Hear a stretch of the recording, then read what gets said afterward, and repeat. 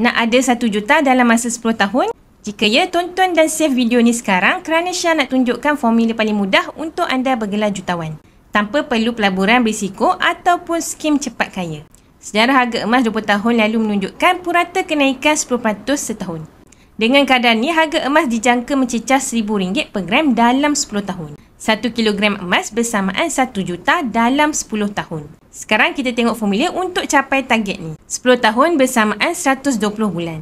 1000 gram bahagi dengan 120 bulan bersamaan 8.4 gram sebulan. Anda hanya perlu simpan 8.4 gram emas sebulan selama 10 tahun. Mudah kan? Nak tahu kaedah paling selamat dan fleksibel? Account Gap Gold Accumulation Program. Tiada syarat wajib menabung setiap bulan, boleh simpan ikut bajet anda. Tapi kunci kejayaan bukan pada formula tapi tabiat. Bolehkah anda disiplin dalam menyimpan? Mampukah anda kawal perbelanjaan?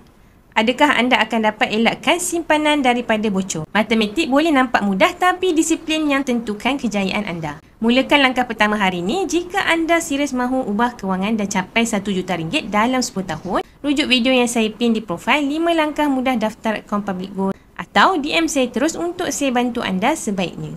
Jangan tunggu kaya untuk menyimpan emas, simpanlah emas dan anda akan jadi kaya. Ingat Public Gold, mudah, murah dan patuh syariah. Follow.